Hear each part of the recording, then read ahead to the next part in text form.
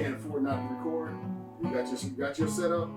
You know what I'm saying? You know what I'm saying? This is my setup, so that's why mine is down there. I carry it all the time. Okay. So just as an introduction, we're here with Drew Whiting again. Indeed. This is the follow-up. This is the follow-up. We said we were going to talk guns, and he was going to come out and give us an introduction to safety and then take us out on the range. So today is the introduction to safety. We're going to primarily be on safety this episode. My main interjections will probably be one technical. Okay. And then secondary, as a group of liberals, as a pacifist, personally myself, when we come in and we start talking gun legislation, what are the things we need to say not to sound foolish when we have these conversations? There's nothing. So those would be the things I was talking in. There's nothing really to say in the realm of gun legislation. We have some of the deepest gun laws that are out here anywhere. Did it again. Good guy. Our gun laws are strong enough as is.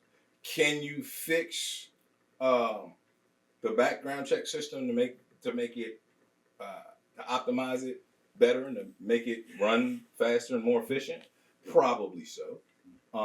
That's something that I have no idea about because I don't know what the technicals are in the background. What I would suggest is that something that's already out there, which is if you're a therapist and I'm coming to you and you deem me dangerous with some of the things that I've said out of my mouth, you have the power to flag me in the NICS system.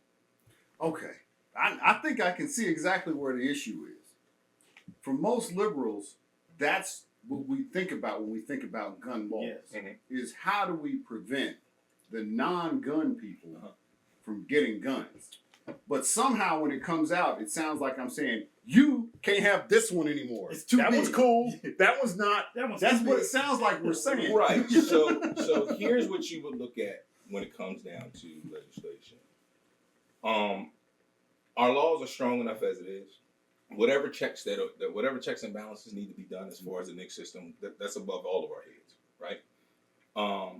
Set for one thing, and that is that therapists and doctors already have the power to push the pause button on your Second Amendment right if they deem you dangerous.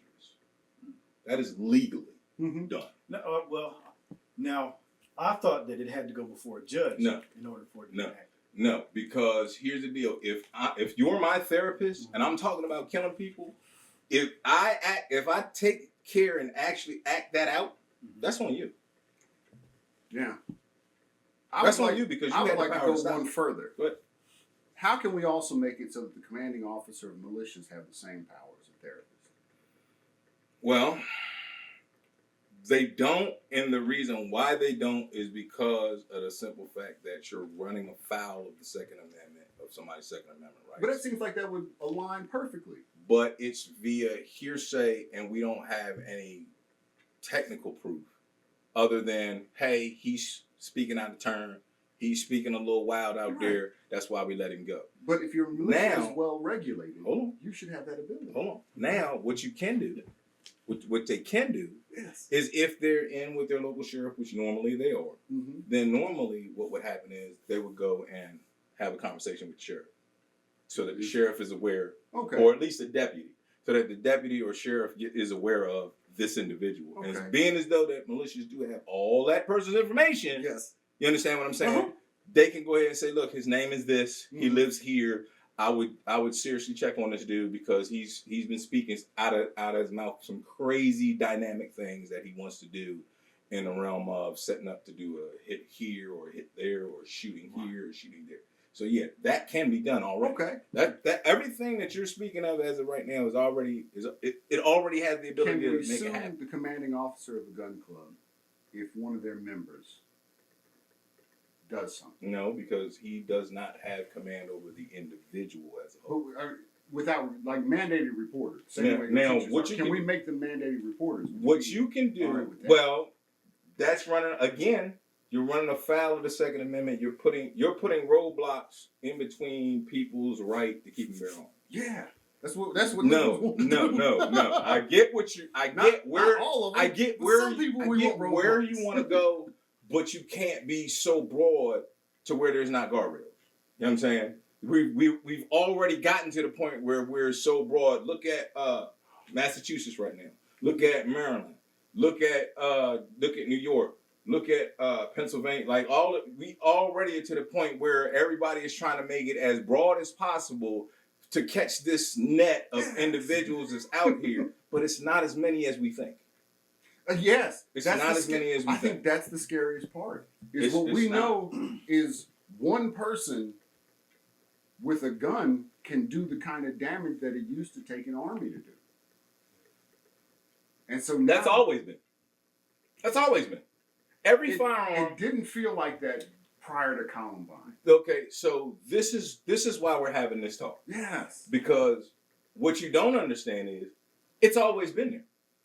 It's always been there. The AR-15 was created for civilians. It was not created for the military. It was created for us. It was built for us. Now, when Colt took the patent over, Colt tried to create a version of the AR-15 called the M16 that went into military service. Right. See what I'm saying? But the AR-15 itself was meant for and built for the civilian market. Now, just while we're talking, just to reiterate what we talked about last episode, AR does not stand for assault rifle. Armor-like rifle. Sure enough. All right. But I guess the civilianization of weapons, prior to Columbine, most of the shooters were prior military. They were people who had weapons training. If we think of the fellow that shot down in Texas from that clock tower, if we think about most of the people who tried presidential assassinations like JFK, Marine Corps, we've got people who had military training and understanding of weapons. After Columbine, but you did now. Hold on. Not only civilians, but children. What you're missing is, although those were highlighted, you still had civilians on civilian violence with firearms. And it's true. I don't have enough information. You still had it. That's. You understand what I'm saying? What has changed? Yeah. Even in the, I remember growing up as a kid in the 80s, we used to have block parties. It stopped in the 90s because you had cats randomly doing drive-by shootings.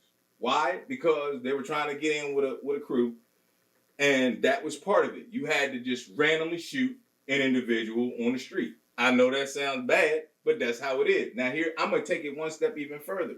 You have individuals that know a lot of these gang members. Why are they not in prison? Why are they not in prison? Because it would violate their civil rights to just be able to walk up on them and say, hey, empty your pockets. Now, the stop and frisk, when Rudy Giuliani became mayor of New York, he added stop and frisk. Yes. That cut the throat on crime, and it dropped significantly. Why? Because he wasn't doing it to everyone, per se. He wasn't doing it to everyone, but he was doing it in the high crime areas, and it's hard to hear, but the high crime areas just so happen to be black areas. But it also dropped in areas where there wasn't stop and frisk. It wasn't there. We saw a national First off, yeah, we did. I don't know. And you know what that is? Frisk. Now hold on. We saw a national drop in crime, and we've continued this slope with more firearms purchased. So what's the narrative? But the narrative is, we got to get rid of guns. We don't get rid of guns. We're just gonna have massacres in the street. But it's been happening. It's been happening in Philadelphia. It's been happening in New Jersey. It's been happening in New York. You know how I know? It's been happening in Pittsburgh. Know how I know? Because I was born and raised in Philly.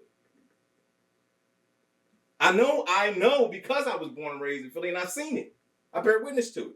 And guess what? Every politician that decided they were going to come in there and they were going to make a difference just so happened to have a D behind the name. Argument, and that's the one I'm going to bring. But and it is what it and did it get better? No, it got worse. And it continues. Now, before I bring that liberal argument, let's spend 5 minutes back on the gun safety. So, because I still think that's important, even with the liberals. So there are four fundamental firearm safety rules. 4. That's it. If you do one of these, you're fine. But everybody says don't do any of these. But if you do one of these, you're fine. If you do two of these, something is going to happen. It's going to be very bad. It's going to be catastrophic. Okay. Period. I'm listening. So, 4 fundamental rules of firearm safety. 1, treat every firearm as if it's loaded. Okay. That makes sense. Yeah. Period. Yeah. Yes. 2, never put your finger on the trigger until you're ready to fire. Okay. Sound feasible? Yes. Reasonable? Mm-hmm. All right. 3 would be do not pull the trigger unless you're willing to destroy what you're actually aiming at. Okay. And always point your firearm in a safe direction. 4, know your target and what's beyond it. So, if a situation erupts, you got kids in the house, it's 4 o'clock in the morning, you have to make sure that nothing bad gets in that area of your children. Now, that's easy if you have all the kids upstairs. You're upstairs.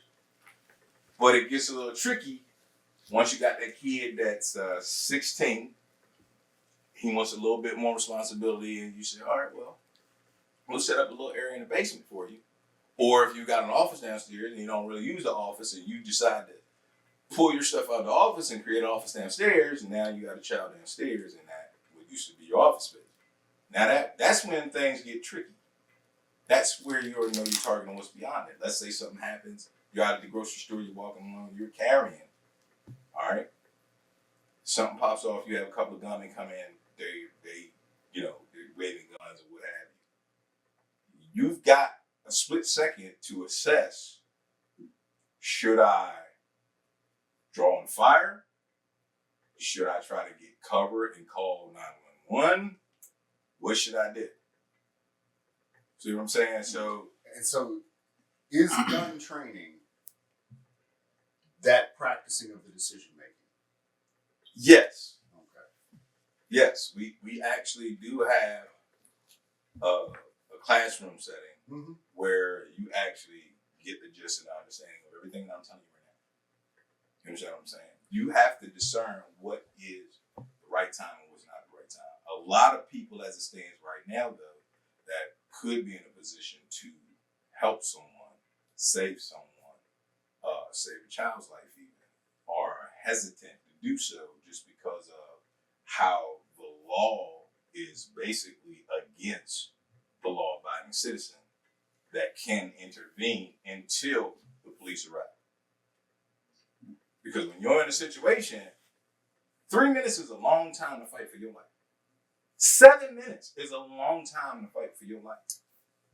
23 minutes, I don't even want to think about it. With being in a position where you're unarmed and the offenders are armed, it's tragic.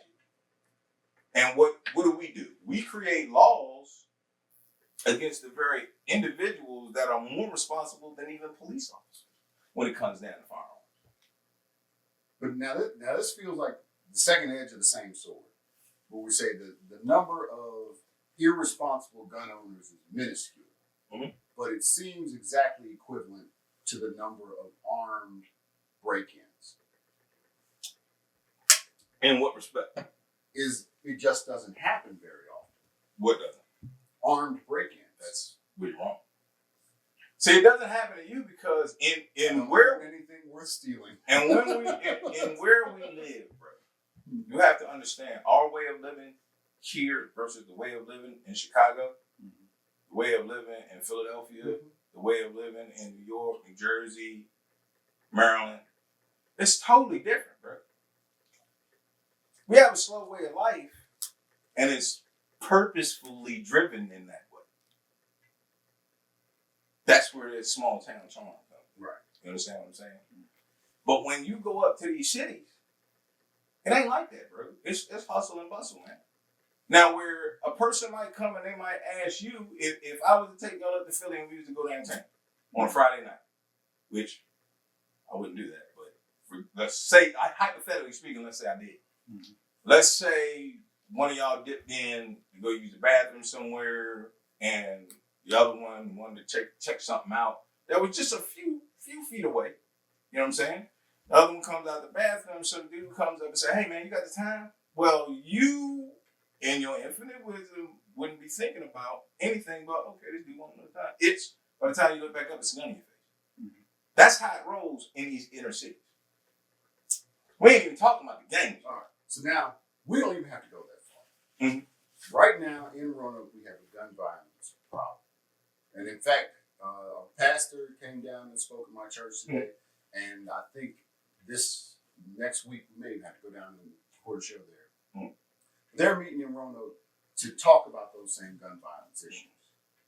How do you introduce guns into a space like Roanoke to make that gun violence decrease? It's an individual choice. We all have those individual choices. And I tell everybody and anybody that I've ever trained, man, I want to get a gun. Mm-hmm. Okay, well, let's have a sit down. Let's have a talk. I'm not that. Oh yeah, come on, I'll take it. No, I'm not that dude. Mm-hmm. Let's sit down and have a conversation. Why do you need it? Why do you feel you need a firearm? Oh well, man, I just want to be safe, man, just in case I see how the world is going right now. Okay.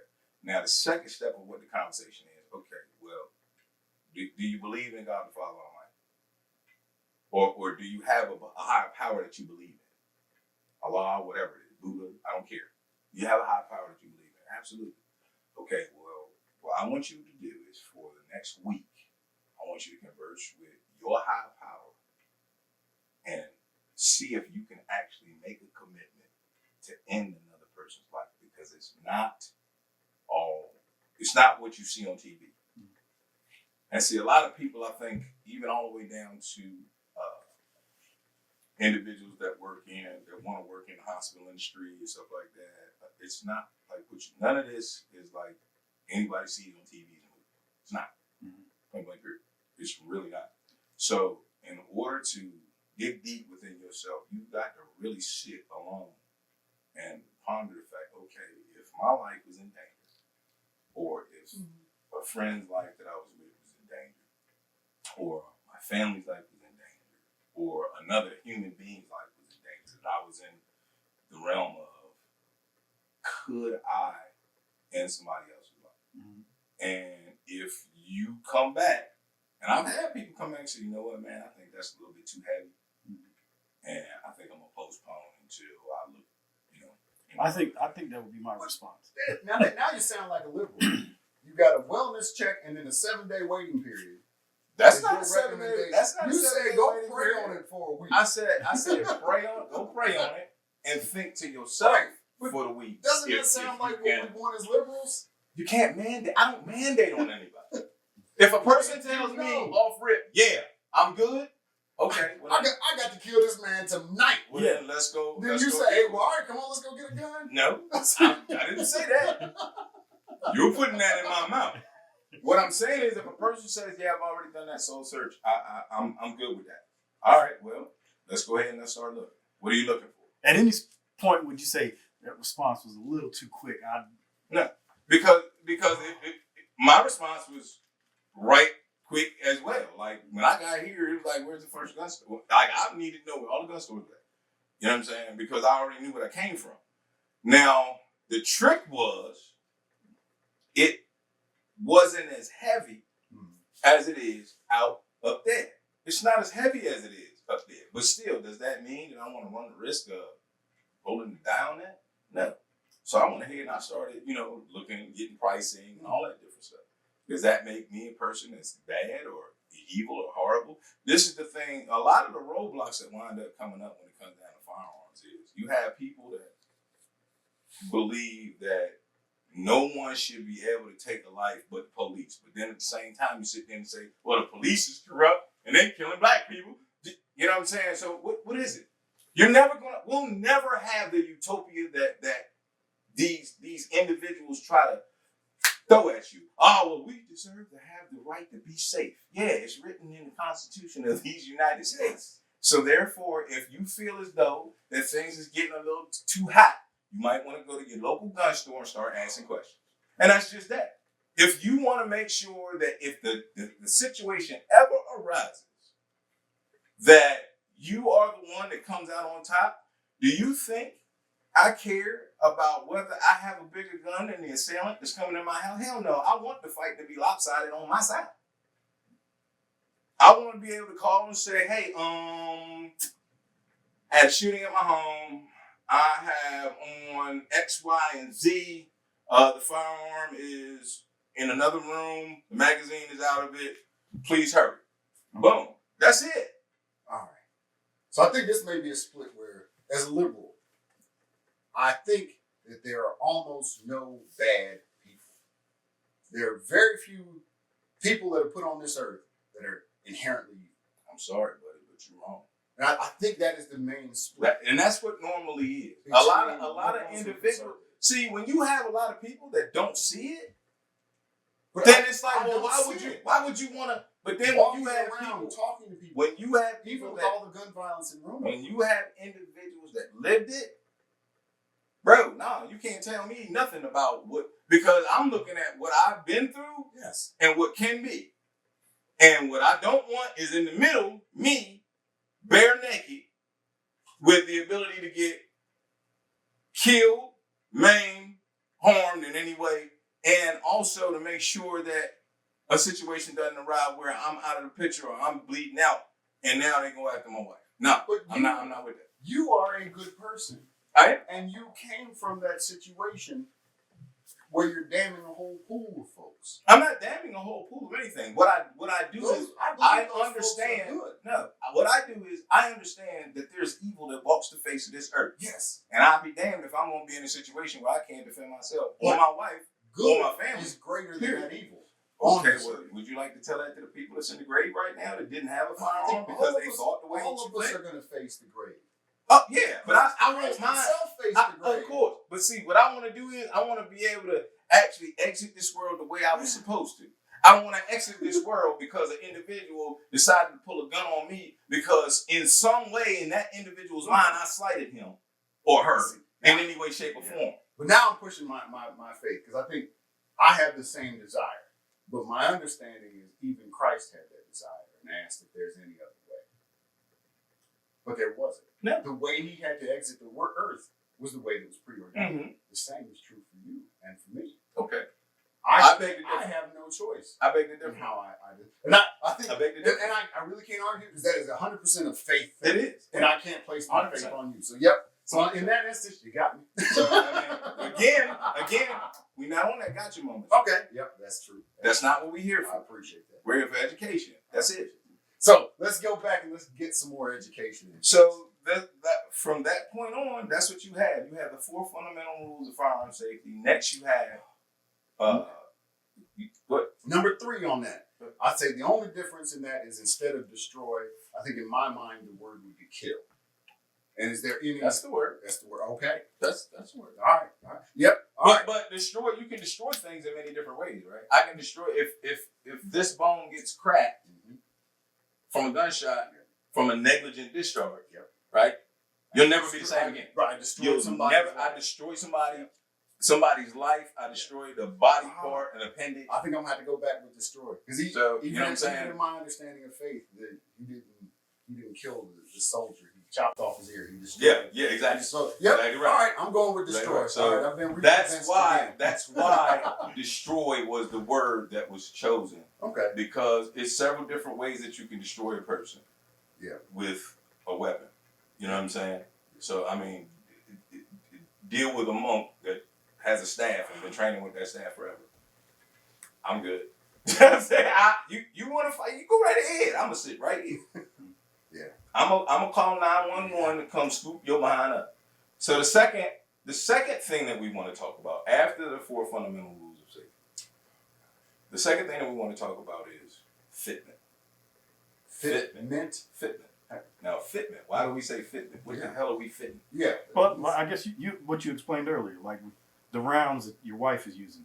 Not just the rounds, but the ergonomics. Every firearm has different ergonomics. Okay. So what might fit in your hand might not fit in his hand. Yeah, all right. What fits in my hand might fit for us, but might not fit for you. Mm-hmm. So fitment is the key because if it doesn't feel good, you ain't gonna carry it. If it does not fit, you must have quit. That's it. So Quit carrying. Where you want to start at? Don't say up here.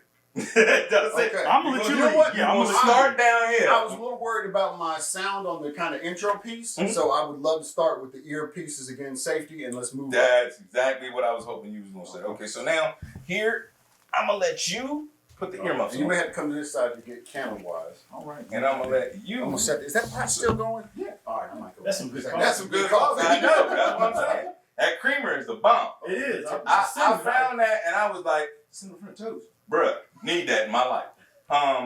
These are your electronic earphones. Now, these electronic earmuffs, you always put the speakers forward.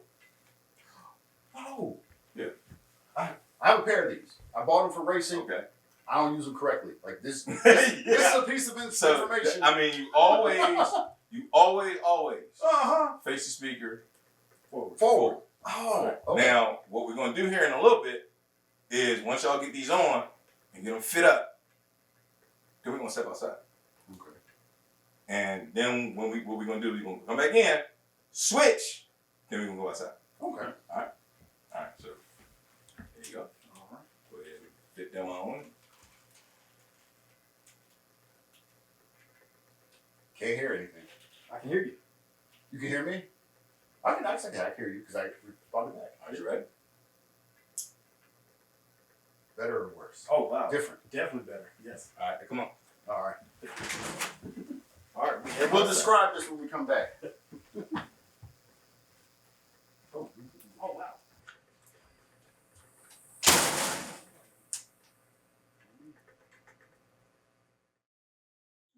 My wife has a pair of those as well. All right. So to turn in, I had on the earmuffs, and I could hear. Exactly. And you had on. The Walker Yes. the earmuffs, electronic earmuffs. The Walker electronic earmuffs. Those these are both Walker earmuffs. Okay. It's just That is that, a fancy flashlight. brother, you have no idea. Oh snap. You I have was no temporarily idea. blinded. And that's the point. I can take a step back, get them a gun, and oops. All right. So yeah, I actually have these. I use them to cut my grass, All right. and I took them to the. But make sure. Where's the microphone? Didn't realize So you these did- pieces. Is it the ear? Yep.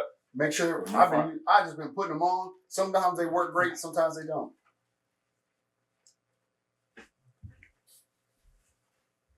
Where are you? Okay, you're already up. All right, come on. Same drill. Oh man, Same drill. it's almost good for my ADD. I can like focus in on just the words. That's what I mean when I say you be able to, if you were up in a blind, you could actually hear life move. All right. So the second description on the Walker headphones. One, The Walker the electronic. Walker Electronics. What we did is Brother Drew stood on his porch. We walked out towards the tree line, and how loud were you talking? I was basically talking at this level right here. Thanks, Poppy. I So appreciate talking you. at a basic level, Come on. especially if the microphone's pointed towards you, you could hear You want to take great. that one? You could also hear crickets. When my brother walked around me, you could hear his footsteps moving around. It's almost, even for my ADD, like I almost feel like I need to wear these regularly because it kind of cuts out other noise, but it sharpens certain things. Here, baby, I'll give you your flashlight. I know. All right. So come on. that part's pretty neat. You that kid. You that kid. And so now, this is the main add-on safety. Everything else on this mat was weapons. All right. So what do we want to start with? I know what. I got their paw stepped on. Tall. All right. So I know where I want to go with y'all. I want y'all to be able to feel the difference. So apples to apples, when it comes down to size, I'm gonna start here. Okay. Now, what is the first thing that we're gonna do whenever we pick up a firearm? Remember, Assume it is loaded. correct. We're also going to point in the safe direction. That's why I have it pointed down. Okay. All right. Now, at the same time, I'm also going to pull a slide back so you can actually see that there is no round in the chamber. Okay. Okay. Now what are we looking for? A round in the chamber. Okay, good. I'm gonna show you exactly. I'll show you exactly what you're looking for. If you So look, if you carry, like we Okay. carry with a So round it's in the clearly, chamber. Okay. you can see the round. You see the round chamber, yeah. Exactly right. So, in order to carry it around in the chamber, do you have to? How do you load a round into the chamber? We'll go over that. Okay. We'll go over that. You're getting ahead of yourself, bro. Oh, Okay, wow. slow Yeah, down, all right. Baby steps. Yes. Baby steps. Exciting. All right. So now that we've all, then there's another feature that you can do. You can actually put your finger down in there. Okay. Put your finger down in there. Finger down in there. And see, that's the rub, right? Therein lies the rub. The whole rub of this thing is, if I constantly beat down the firearm, people will be too scared to go get one, right? That's the whole point. The whole point is, how can I make myself relevant? Thanks, Poppy. How can I make myself relevant? Go on, boy. How can I make myself relevant to the point where the people need me? So that the people can't rely on themselves. We've got to figure out the liberals, because the goal, that's not the goal. The goal No, is I'm talking to about make sure- politicians. Well, and I'm not talking about individual. I'm talking well, about I think politicians. as a On the left Democrat, side of as, that. right, as a liberal, as a leftist, the politicians I support give off that vibe. What I'm hoping Every those one of them politicians support is the idea that this needs to be treated and respected in a way Absolutely. that reflects its danger. Absolutely. Not that it is inherently dangerous. Absolutely. I was training my buddy's wife and his daughter because he just, not saying this in a bad way.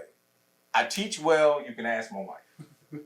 I don't browbeat her. I take my time with, especially with females. I take extra time with them so that they can understand what they're dealing with is powerful. This is why there is no woman that walks the face of this earth that should not be carrying a firearm, in my opinion. Period. You met my wife. So what do you want? Who wants to start? Because you're going to see stark I'll start. contrast when we go to the next one. All right. All right. And So when you put your, there you go. all right. You want to make sure that we're pointing in the same You direction. see how hard I'm trying to point it down? We're pointing in the same direction, and All you're indexing your finger properly. Okay. Your finger should be indexed just like that. Okay. Okay. So And do that I want it not across the top slide? it doesn't It matter. doesn't matter. It doesn't matter. As As long as it's away indexed from the trigger. away from the trigger. Okay. Does that also indicate to other folks that I am not in a trigger position? Correct. Okay. Correct. All right. So All right. And then you ran the slide back. How far? And from where? Back here? Oh gosh, that is a lot harder than I thought.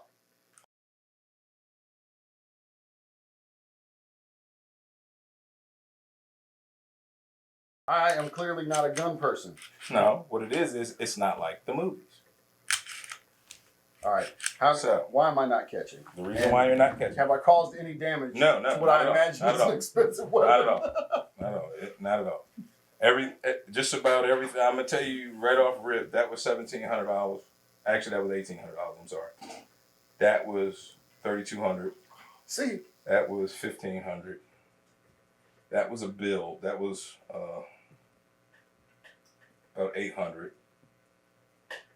That one was $550. $850. And this one was seven something. yeah, I can't afford So on damage and so fees. forth. I- So, if there I is- get close, you got to stop me. So this is what's called the slide. No, I don't. I'm There about to is set up a payment nothing. plan. There is nothing that either one of you can do to any of these weapons to damage them. Okay, that's good to hear. Period. I could legitimately.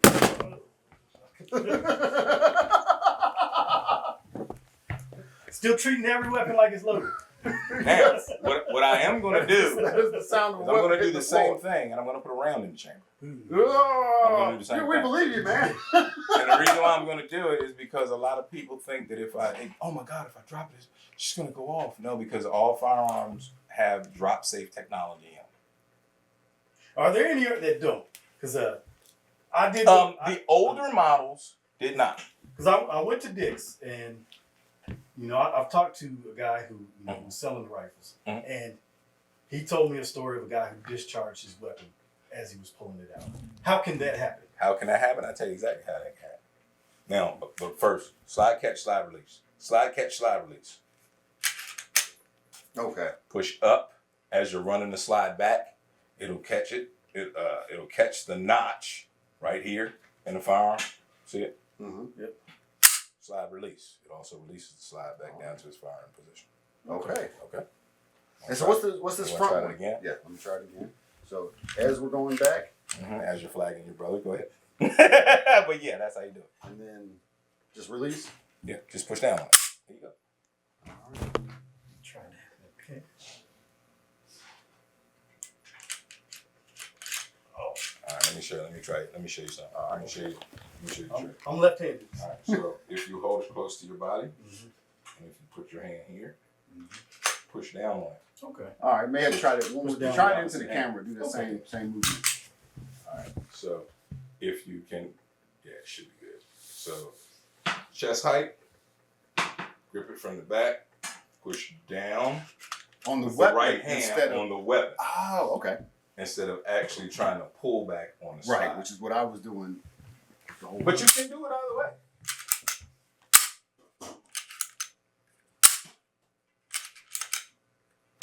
All right. You know what I'm saying? It's just, over time, your hand will get stronger Mhm. from dealing with the firearm.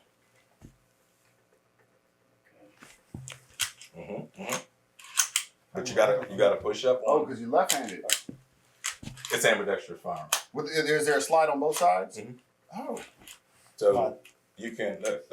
There you go. You got it. Okay. And then the release, you just push it down. Push it down. There you go.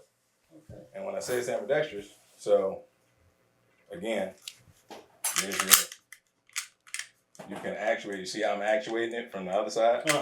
So if I pull it back, which this is, see, that's you. This is for you wrong-handed people. I gotta do feats to try to get this to work. There, and all right, and it's also got, you can drop the magazine from either side as well. Okay. All right, so that's what the paddle is for. All right. Okay. Same thing with the. And so there's a Light paddle feature. underneath the trigger guard. There's a trigger guard, the bottom of the trigger guard? Bottom of the trigger guard Has a for the paddle. H and K's all have the paddle. Okay. So that my wife loves this thing. I can't stand it. It's just not for me. I'm an American. I like American freaking stuff. This is the Israeli weapon. This is no. H and this K one- German. Okay. Okay. So we're good on that, right? Good on that one. All right. Now we're gonna see a stark contrast. Okay. I did promise you something. Oh, I know I was avoiding that All right. promise. Here you go. Here you go. Here you go. Here you go. Here you go. Pull it back. Oh. You see how the round See is the just round? sitting? You see how the round is sitting? Yeah. Let it go. Paddle release, round in the chain. See the liberals running. Here you go. All right. So I had to do that. I don't know if you had to. No, I had to do that, and I'm gonna tell you why. I had to do that to release your anxiety of ever thinking that is going to happen when somebody drops a firearm. If I didn't show you that, I'm not teaching you right. Well, here's the thing. I don't believe you would ever drop a firearm. People have. People have. But But it might not be me you're I around. only want gun people with guns. Like, Well, how do you you think? can have all the guns you want How do because you think gun people? invest How in do you this. think people become gun people?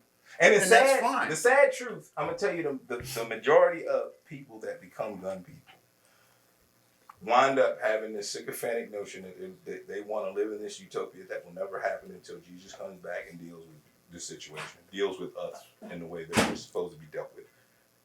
You're not getting your utopia. So this is the norm. This is life. Right. In its raw form. All right. So unfortunately, a lot of ways that people become gun folk is because something happened to a close family member or something happened to themselves. Yes. And it's sad because we've had this availability for decades. And a lot of gun people that weren't gun people that were just like you at one point. I'll never touch a gun. I'll never deal with a gun. I'll be damned. I don't want one. They just kill people. That's all they do. They just kill. And don't nobody.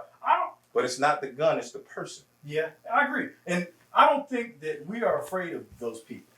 I think we're afraid of the people that are hoping for somebody to try and come to their house and try and make off with their TV so they can put one in their bag. It's very few and far between of those. It might be, and really this is just the my vast majority of gun folk wish to God that they never have to ever pull it and deal one round in the flesh. Okay. But the reason why we train so often, we train more than police officers do. Not disrespecting our cops, not disrespecting our law enforcement. Love y'all, but when you need a cop, when the situation is hot and heavy, when seconds count, cops are minutes away. It's just that simple. All right. And I'll bring up, the last episode where we kind of got on the debate about Rittenhouse. That was my fear of Rittenhouse, that he was one of those people that were looking for an opportunity. That's why he ran. He ran to the point where he couldn't run. Yeah. And it was when the dude pulled the gun, that was it. And I applauded him because he had great situational awareness. Yep. His trigger control was flawless because it was multiple people that were very close to him. And his muzzle and trigger control was off the hinges. He aimed at the correct targets. Yeah. Well, he discharged around at the correct targets. And he rendered himself safe. And he went to try to surrender to the police officers, and they rolled right by him. And then they came, the ones behind him came and gripped him up. And I still don't think it would have gone down like that if he just had that medical bag. But again, let's look at the reality of life. Yeah.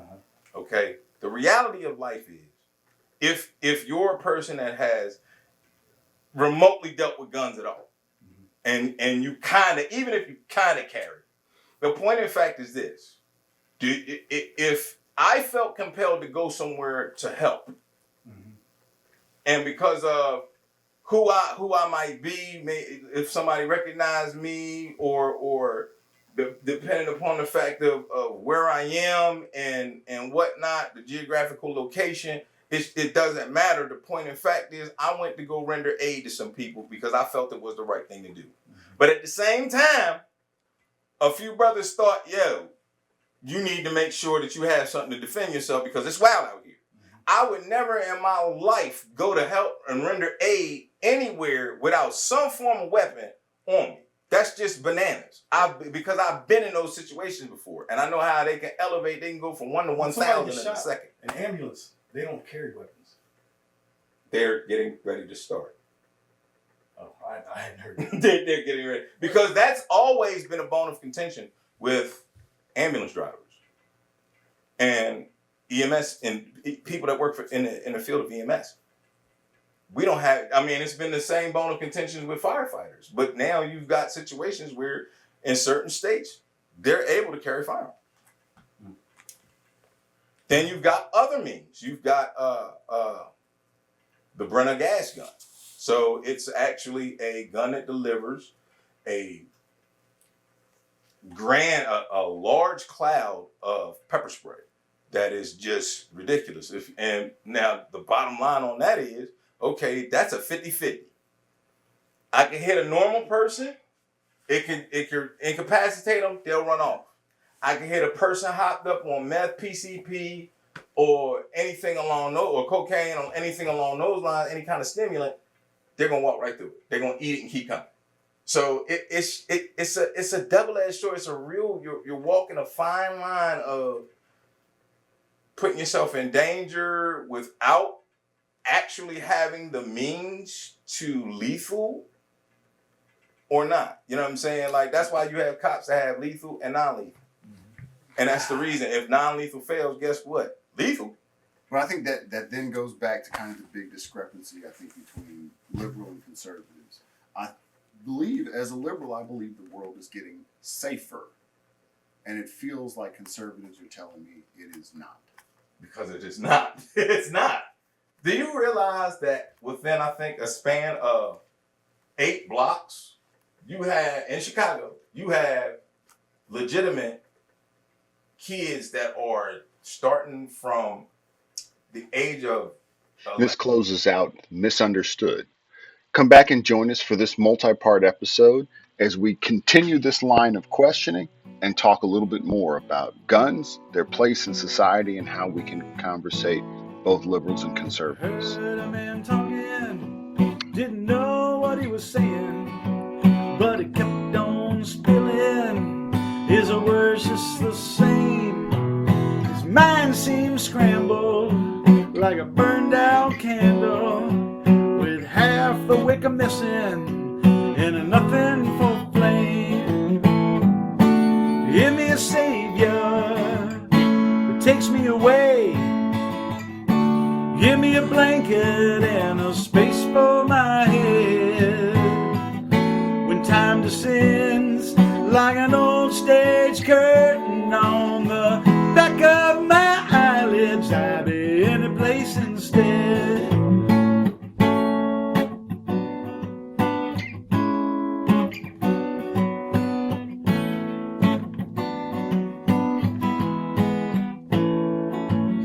It just kept rambling, talking 19 to the dozen, like a worn out needle, tripping right across that groove. He said there's a silence that's creeping in darkness, but why look for answers when there's nothing to prove? Give me a savior that takes me away. Give me a blanket and a space for my head. When time descends like an old stage curtain on the back of my eyelids, I'll be in a place instead.